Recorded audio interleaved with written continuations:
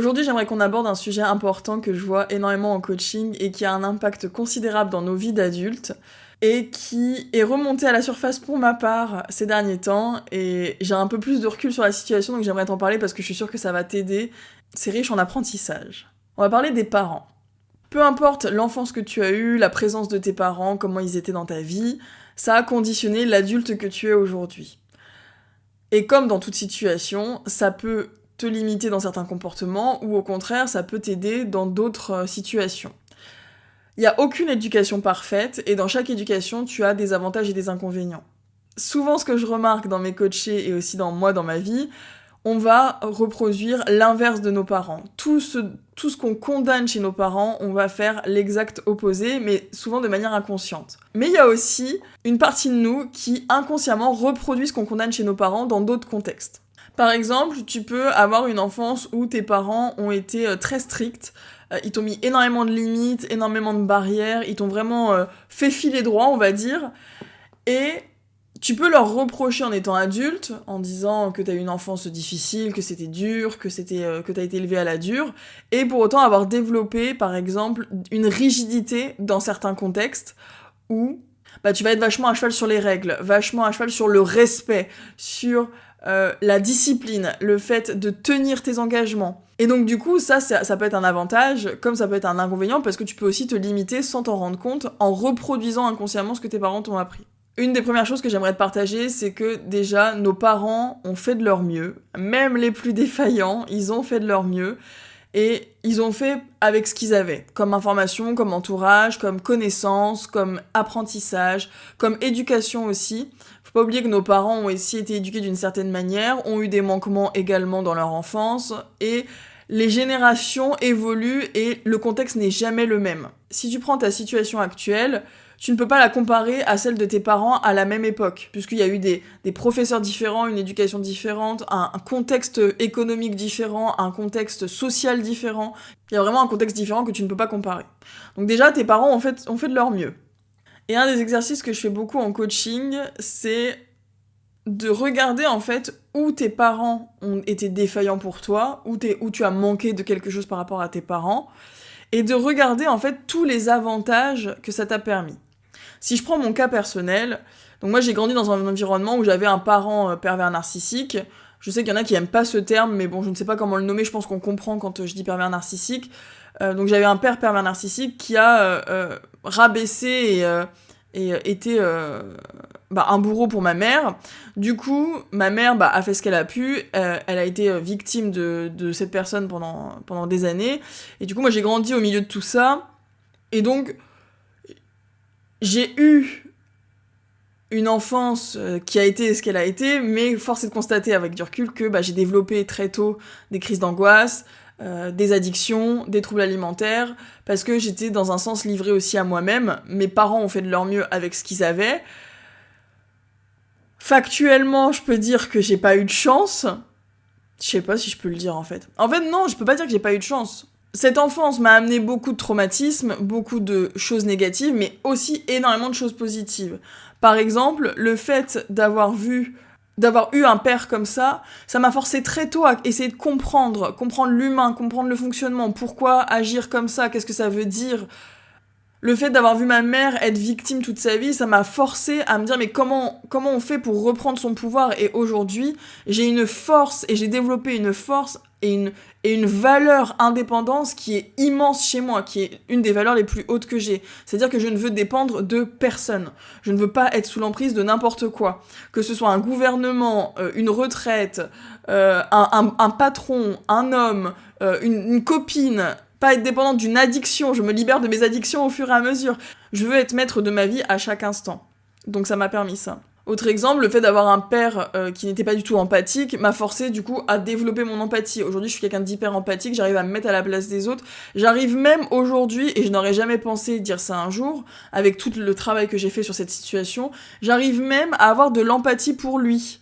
De me dire, de toute façon, il a fait de son mieux avec ce qu'il avait. C'était factuellement une personne horrible, il a vraiment détruit beaucoup de choses, il a mal agi selon moi, après il a fait de son mieux avec ce qu'il avait, et j'arrive vraiment à me dire qu'il a fait de son mieux, et à éprouver une certaine empathie envers lui.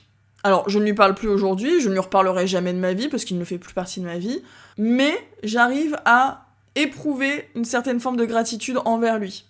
Donc, peu importe ce que t'as vécu, il y a des choses que t'as développées par la force des choses, qui t'ont semblé dramatiques. J'accompagne des coachés qui ont été victimes d'inceste, qui ont été violés, qui ont été maltraités physiquement, moralement, humiliés. Et on n'est pas là pour nier les faits ou pour dire que c'était rien, pas du tout. On est là pour accepter la situation et ne plus la voir comme quelque chose d'ultra négatif, de 100% négatif. Il y a toujours du positif dans chaque situation. Et quand tu arrives à te connecter à ce positif, à voir ce que ça t'a apporté, c'est pas pour tes parents que tu pardonnes, c'est pour toi-même en fait. Et ça te permet tellement d'avancer plus vite en tant qu'adulte. C'est assez incroyable. Et aujourd'hui, je fais cette vidéo parce que récemment, j'ai été faire des séances de kinésiologie, un super outil que je recommande. Je vous mettrai un compte Instagram en description, c'est la personne avec qui je fais de la kinésiologie. Ça m'a débloqué tellement de choses. Ça m'a fait ressortir beaucoup de traumatismes aussi. Mais moi, je trouve ça très positif. J'ai vraiment... Moi, plus j'affronte mes traumas, plus je sais que j'avance. Donc, allez, on y va. On dégomme tout ça. Et en fait, je me suis rendu compte que j'étais dans l'ultra gratitude de mon enfance parce que je savais tout ce que ça m'avait apporté. Mais j'avais quand même des traumatismes et beaucoup de colère en moi que je n'avais pas processé et pas traité. Donc ça ressort pendant les séances de kinésiologie. Et en fait, je me rends compte que j'ai énormément de rancœur au fond de moi, envers ma mère surtout. Parce que, en fait, j'ai eu mon enfance avec l'autre qui était, enfance pas terrible, on va dire. Mais les vrais traumas, enfin les traumas qui m'ont vraiment impacté émotionnellement, c'est surtout ceux après avec ma mère, quand on est parti, et que là, ça a été la reconstruction de ma mère, et voilà, il y a eu un schéma toxique, on a transposé de schéma toxique, c'est-à-dire que moi j'étais la sauveuse de ma mère, j'agissais comme une mère envers elle. En fait, j'étais adulte très tôt. À 15 ans, c'est moi qui lui disais que l'autre était un pervers narcissique, j'avais fait des recherches sur le sujet, et vraiment, j'avais pris cette situation pour moi, et j'avais pris la responsabilité de cette situation, de cette relation, et du coup, j'avais essayé d'aider ma mère du mieux que je pouvais, mais du coup, on s'était mis dans une relation toxique toutes les deux, où un coup, j'étais sa sauveuse, après j'étais sa victime, après j'étais son bourreau, enfin voilà, on a fait le triangle de Cartman toutes les deux, et en fait, je me suis rendu compte que j'avais beaucoup de traumatismes liés à ça, qui sont remontés récemment, parce que j'ai beaucoup de colère en moi, j'ai envie de parler au passé, je pense que j'avais beaucoup de colère et de rancœur, et en fait, ça a été très dur pour moi, parce que c'est remonté, et en fait, j'ai voulu Donc, moi, je suis pour libérer ce qu'il y a à l'intérieur, je le prônerai toujours, libère tes émotions, ne les garde pas en toi, c'est créateur de maladies, je suis persuadée que toutes les maladies qu'on a aujourd'hui sont... Je vais pas donner une stat parce que j'en sais rien, mais la majorité sont liées à du stress, à de la colère que t'enfouis, à des choses que tu mets sous le tapis, que tu veux pas voir. Donc moi, je prends le parti d'affronter, dès que j'ai une émotion, de l'affronter, de l'accueillir, de la comprendre et de la transformer. Et donc, j'ai choisi d'en parler à ma mère et de l'appeler, de lui dire voilà, en ce moment je travaille beaucoup sur moi et j'ai beaucoup de choses qui ressortent, je me rends compte que j'ai beaucoup de rancœur, etc. Et donc, je l'appelais dans un but de me libérer moi-même. Pas de l'accabler, parce qu'on peut pas réécrire le passé, ce qui est fait est fait. Je sais qu'elle a fait de son mieux, je sais que tout le monde a fait de son mieux dans cette situation, et ça ne sert à rien d'accabler les gens pour ce qu'ils ont fait ou dit ou ne pas fait, parce que de toute façon, tu peux pas réécrire le passé, et là, tu te fais du mal. Mais j'avais besoin de me libérer de cette charge émotionnelle et de lui en parler, et c'était ma manière à moi de me libérer de ça. Malheureusement, je n'ai pas eu l'écoute que j'aurais aimé avoir. J'ai pas eu quelqu'un d'attentif et à l'écoute pour ça, donc du coup ça m'a encore plus mise en colère. Et vraiment, j'étais dans une colère où j'ai eu l'impression que jamais je pourrais passer au-delà de cette colère. Que je me suis dit, mais attends, j'ai vécu tout ça, je vais pas lister les traumas parce que ça sert à rien, c'est personnel, et en fait, un trauma c'est tellement personnel, tu peux pas juger le trauma de quelqu'un, même si ça peut factuellement paraître horrible. J'ai subi tout ça, j'ai été une victime dans cette situation de tout ça, je l'expose, et en plus de ça, je ne suis pas reconnue, et en fait, ça a été très dur pour moi, et j'ai eu encore plus de colère suite à l'appel. Et en fait, je pensais que j'y arriverais jamais à passer au-dessus, j'étais dans une colère, mais vraiment une colère... une colère. Et en fait, en parlant à une copine thérapeute, elle me dit, mais là, en fait, dans le deuil, tu es en train de faire le deuil de la relation avec ta mère, tu as été dans le choc, première étape du deuil, tu as été dans le choc quand ça s'est passé. Ensuite, tu as été dans le déni pendant toutes ces années, parce que tu n'as pas voulu l'affronter. Là, tu en arrives à prendre conscience de ça, donc tu en es à la colère. Après viendra la tristesse, et après l'acceptation. Et j'étais là, mais je crois que je serais toujours en colère, en fait. Genre, je n'arrivais pas à comprendre comment tu pouvais traiter ta fille comme ça, alors qu'elle t'expose tout son mal-être, tous ses traumas, dans lesquels tu as une part de responsabilité. Comment tu peux à ce point t'en foutre et ramener tout à toi et ne pas être empathique? J'arrive pas à le comprendre. Et donc du coup j'étais super en colère. Et en fait, donc ce que j'ai fait, donc tout ça pour dire que dans ces cas-là, ce que ma copine m'a dit et ce qui est vrai, c'est ta mère ne pourra pas te réparer. C'est pas elle qui va te réparer, c'est toi-même. Donc c'est à toi de faire ce travail-là sur toi, et je le sais, et je le dis en plus, je le prône, chacun est responsable de ses émotions, même si tu es une victime dans une situation, on n'est pas là pour enlever ce que tu as vécu, on est là pour que tu reprennes ton pouvoir par rapport à cette situation. Donc elle me dit, c'est pas ta mère qui va te réparer, ta mère elle est pas en capacité de te réparer, c'est que toi. Je dis, ah mais c'est pas juste, ce n'est pas juste. Et vraiment je l'ai tellement ressenti comme une injustice, je dis, ah mais putain c'est fou, tu fais du mal aux gens, on t'en fait part, et c'est encore à toi de travailler encore plus sur toi.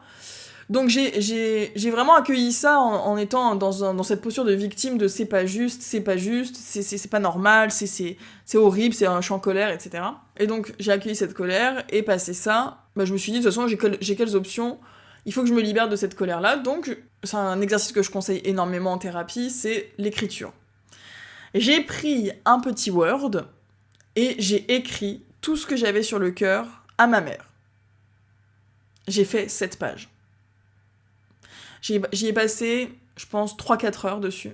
Où vraiment, j'ai écrit vraiment d'un bloc tout ce que je ressentais. Et après, j'ai relu, j'ai repesé les mots, etc. J'ai vraiment pris le temps. J'ai laissé une nuit passer pour vraiment prendre le temps de processer ça. Et j'ai relu le matin, etc. J'ai reformulé quelques trucs. Et en fait, mon but, c'était de lui envoyer. Parce que, en fait, c'était le dernier pas que je faisais vers elle. Et en fait, là, au moins, j'avais tout par écrit. Je lui livrais tout ce que j'avais pour moi et je précisais bien dans la lettre. J'ai fait vraiment une lettre en mode communication non violente, c'est-à-dire que j'ai été factuelle, j'ai exprimé mes ressentis, j'ai essayé de mettre la situation au global pour dire que voilà, je sais qu'elle a fait de son mieux, mais que cette lettre c'est pour me libérer moi. C'est pour une fois c'est à propos de moi, c'est pas à propos d'elle. Pour une fois j'ai bien précisé ce que j'aimerais. J'aimerais juste que tu m'écoutes, que tu entendes ce que j'ai vécu, que tu le comprennes et que tu sois dans une douceur et que tu sois pas voilà, que tu écoutes en fait tout simplement, que tu aies vraiment une écoute active et que tu prennes conscience de voilà, oui j'ai vécu ça et c'est pas normal et j'ai le droit de te le dire en fait. J'ai le droit de te le dire aujourd'hui. J'ai le droit. Je suis dans la gratitude parce que aujourd'hui ça m'a permis plein de choses, je les liste dans la lettre, je dis voilà, aujourd'hui ça m'a permis d'être forte, d'être ambitieuse, d'être indépendante, d'être libre, de développer mon empathie, voilà, de pas être en mode victime, etc. Ça m'a permis énormément de choses, mais j'ai aussi le droit de dire que je n'avais pas à vivre tout ça, que ça a eu des conséquences aussi négatives, parce que j'ai énormément de traumas liés à ça, et en fait, je ne veux plus les mettre sous le tapis, ou être dans le déni, ou les minimiser. Oui, j'ai de la gratitude pour cette enfance, parce qu'elle m'a permis plein de choses, mais il y a aussi des choses qui n'étaient pas normales, et c'est équilibré, en fait. Là, je rééquilibre les choses. Je ne suis plus dans l'ultra-gratitude, je suis dans la gratitude, oui, mais aussi les traumas, et les deux vont ensemble, et il y a de la colère, il y a de la colère, il y a de la colère ici, il y a de la gratitude là, il y a de la colère, et cette colère-là, il faut qu'elle s'exprime à un moment donné pour après que je la transforme. Donc j'ai écrit cette lettre, je lui ai envoyé. Et en fait, je lui ai envoyé en étant OK avec toutes les conséquences qui auraient pu se produire à la suite de cette lettre. C'est ce que je lui disais dans la lettre, je disais voilà, c'est le dernier pas que je fais vers toi. Si tu n'es pas en capacité de répondre à cette demande d'écoute et de discussion, c'est vraiment pas un souci. Je ferai le deuil comme je l'ai fait avec l'autre. Et vraiment, j'étais OK avec ça. Mais vraiment OK. C'est-à-dire que j'étais prête. En fait, nos parents, merci, ils ont été là, super. Mais s'ils sont défaillants et ils sont toxiques, enfin, ils ont des comportements toxiques, ils n'arrivent pas à... Enfin, ils te font du mal. Moi, je fais partie de la team qui est capable de couper les ponts avec ses parents. C'est pas parce qu'on partage du sang ou des liens invisibles que je dois me subir des choses que je n'ai pas envie de subir, en fait. Donc j'étais complètement OK avec le fait que si ma mère n'était pas OK avec ça, bah c'était la fin. Et il y avait aucun souci.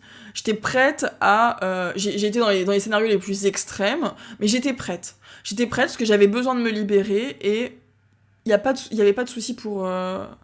Il y avait pas de souci pour ça, quoi. Donc j'ai envoyé la lettre. Ça m'a demandé beaucoup de courage, mais je l'ai fait. Et je suis très fière de moi, je suis très fière de l'avoir fait. Et au final, ma mère m'a appelé 2 heures après. C'est fou parce qu'elle m'a appelé 2 heures après. C'est là où je me rends compte du pouvoir de la thérapie et de l'écriture, parce que j'étais très contente qu'elle m'appelle, mais c'était pas le but. Et en fait, elle aurait pu ne pas m'appeler, ça n'aurait rien changé à mon état interne. Parce que je m'étais tellement libérée en écrivant cette lettre pendant 3-4 heures, à la relire, à vraiment... à exprimer ce que j'avais au fond de moi, vraiment, et d'y aller vraiment franco, hein, j'y suis allée, j'ai dit les termes, hein, vraiment, au bout d'un moment, faut aussi dire les termes, hein. Donc j'ai vraiment dit ce que j'ai subi, je l'ai dit factuellement, avec les mots tels que je les ai vécus, et en fait, ça m'a tellement libérée, et donc elle m'a appelée, on a échangé là-dessus, j'étais tellement apaisée, que j'avais même plus besoin d'en reparler, en fait. On a reparlé de cette lettre, et elle s'est excusée, elle m'a dit qu'elle comprenait, que c'était pas normal ce qu'on avait vécu, que c'était désolant. Voilà, elle a reconnu les choses. Et en fait, c'est bon, c'était passé pour moi. Et vraiment, depuis que j'ai envoyé cette lettre, je ne ressens plus de colère en fait envers cette situation. Je pense que là, j'ai mis le point final sur mon enfance, sur mes traumas d'enfance.